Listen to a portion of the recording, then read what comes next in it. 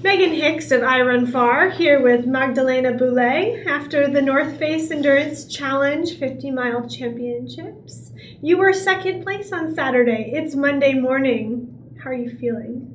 Really sore, really excited, really glad it's over. I'm very, very proud of, being able to finish it and with a smile too. Yeah.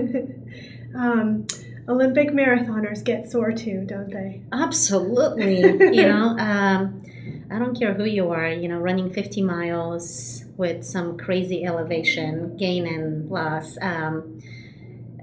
It's definitely challenging on the body.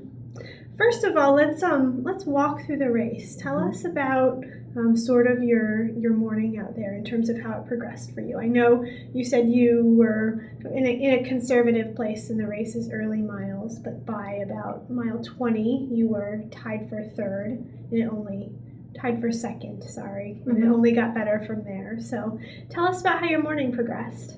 Well, first of all, I woke up at about 2:30 a.m., which is really early. Excited. Yes, I couldn't believe that.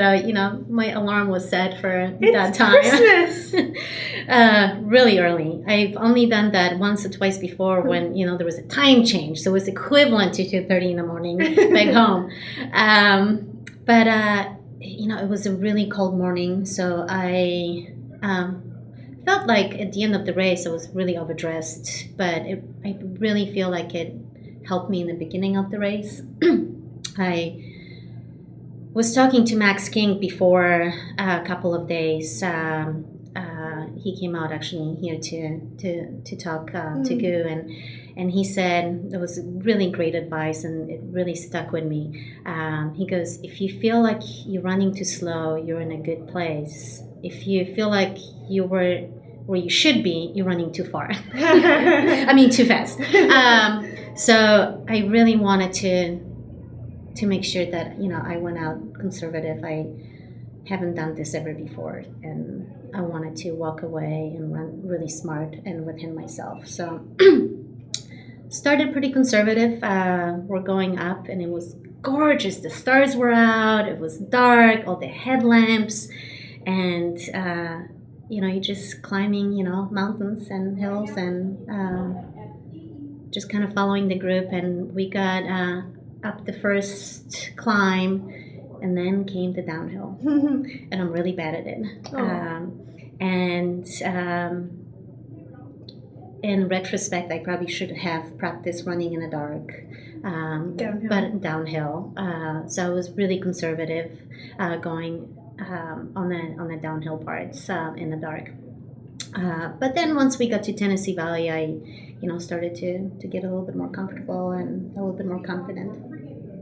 And you eventually moved into tying for second place. You ran with Megan Kimmel for quite some distance, a few minutes behind eventual winner Michelle Yates. At some point in the race, did you make a move on Megan to sort of solidify yourself into second place, or did she drop back, or how'd that work? We ran together for quite a bit. We came through Stinson Beach still together, and then came up on a couple of the friends that were in the men's group. Was really hoping that all of us could maybe work together, but I also picked up a pacer at Stinson Beach, Caitlin Smith, and that put a huge smile on my face. And then Megan and Caitlin know each other, and climbing up Dipsy, Megan had a hard time with the uphill. I think her hamstring started to get a little bit tight, so we lost touch starting there, and Michelle was nowhere even close to us. So at some point there was a 2-minute gap between us from what I heard from the volunteers, and it was 5. She was just on a roll, just on a mission, and I was really trying to concentrate on versus chasing her down, to really just make sure that I didn't blow up. Well, it worked. I mean, eventually Megan Kimmel would drop back a bit and Emily Forsberg would move forward. Yes. Did you ever feel any pressure from behind? Were you getting reports on the chase pack of girls behind you? Was that motivating? No, I never heard. I never heard anything who was behind us.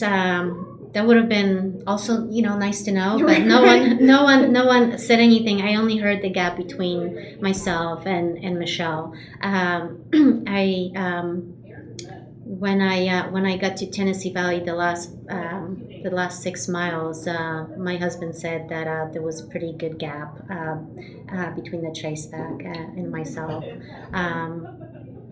But my weakest point was definitely coming from mile 40 to 44. That was extremely difficult. I've learned that in that race that my strengths became my weaknesses. Okay. I've always thought that running up, really, really hilly sections would be my strength, but at mile 40, that became my weakness. So it was definitely a learning moment there for myself. I did extremely well with executing my nutrition, which was very helpful. In the past I've had stomach issues in marathons, and I was really really concerned that this was something I haven't done, that it was a lot longer, and I didn't know what to expect, but I did great, which Awesome.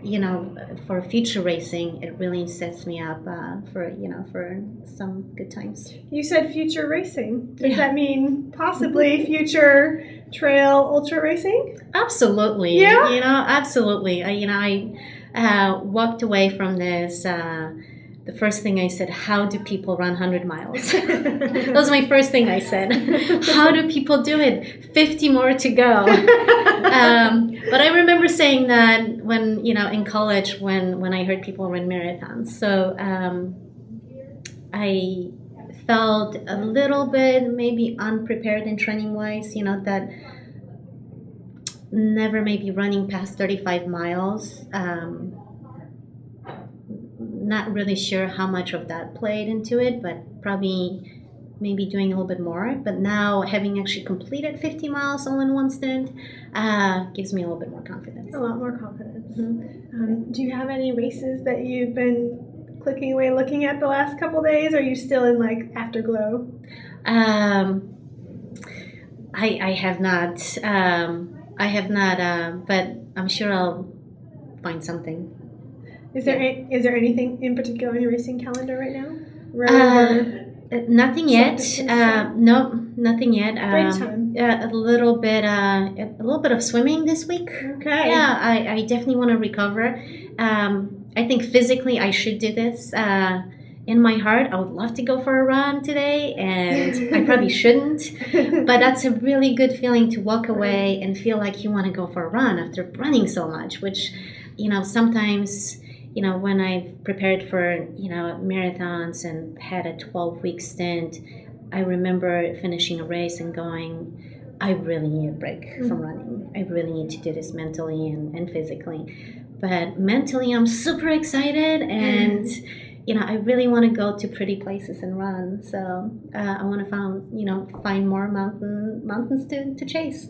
It sounds like the trails have cast their spell on you. Absolutely. Took just one race. Yes. Last question for you. Mm-hmm. You come from a road racing background, as high a level as it gets for women's road racing, at least the endurance distance road racing in America.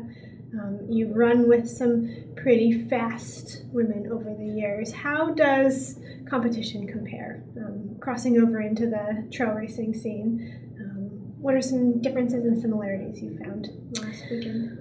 Well, I'm still learning about the competitive world of ultra running, and there are definitely women that have a lot of experience and have done some amazing races and set some amazing records. And maybe the times are different. I don't think it's you can compare road racing to trail racing in terms of times, because it's a completely different animal. Mm-hmm. And you can run really fast on the roads, but that does not mean that it's going to translate if you don't train properly for some of the just really technical races. I talked to Michelle right after, and she's also a Goose sponsored athlete, so she was in the office talking with me 2 days before, and right after the race, I was extremely happy and proud of what she's done, and she came up, she goes, I can teach you a thing or two about running downhills.